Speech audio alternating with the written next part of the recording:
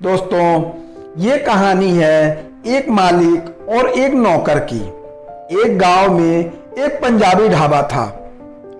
उस गांव में वह काफी प्रसिद्ध था।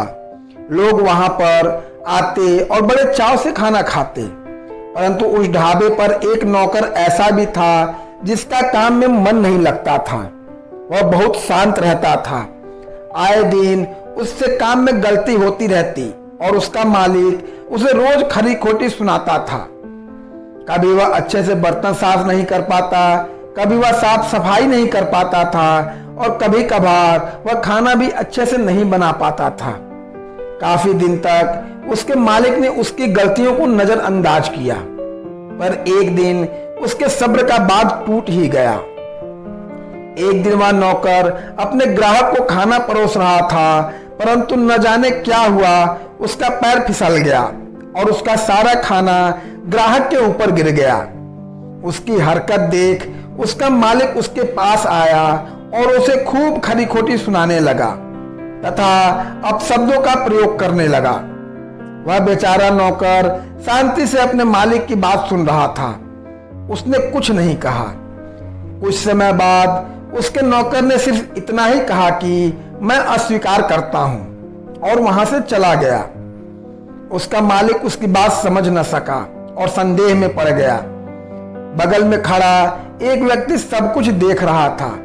उसने बड़ी समझदारी के साथ उसके मालिक को एक उदाहरण के जरिए समझाया। उसने पूछा, क्या तुम्हारे घर कभी कोई मेहमान आते हैं? ढाबे के मालिक ने कहा, जी हाँ, आते हैं। तो तुम उनके स्वागत तथा खान पान की तैयारी अवश्य करते होगे। मालिक ने कहा, जी हाँ, हम अतिथि को भगवान मानते हैं और उनके स्वागत व खान पान की तैयारी दिल से करते हैं। इसी बात पर उस व्यक्ति ने पूछा, यदि आपका मेहमान आपकी दी गई वस्तु को ना ले तो उनका क्या होता है?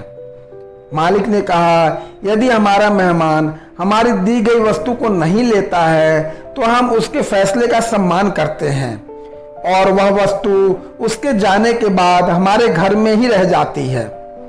इसी बात पर उस व्यक्ति ने उसे समझाया कि जो अपशब्द और खरी खोटी बातें तुमने उस बेचारे नौकर को सुनाई थी, उसने वह सारी बातें स्वीकार नहीं की और वह सारी बातें तुम्हारे पास ही रह गई। वह चुपचाप तुम्हारी बातें सुन रहा था। गलतियां किससे नहीं होती, सबसे होती हैं, परंतु इसका अर्थ यह नहीं है कि हम किसी को अपशब्द कहें। मालिक को अपनी गलती का एहसास हुआ और उसने अपने बुरे व्यवहार के लिए नौकर से जाकर माफी मांगी। तो दोस्तों, इस कहानी से हमें शिक्षा यह मिलती है कि कृपया मधुर वाणी का प्रयोग करें, क्रोध में आकर अपशब्दों का उपयोग न करें। तभी हम आपस में तालमेल बनाकर रख सकेंगे, नहीं तो सब हमसे दूर होते जाएंगे। धन्यवाद।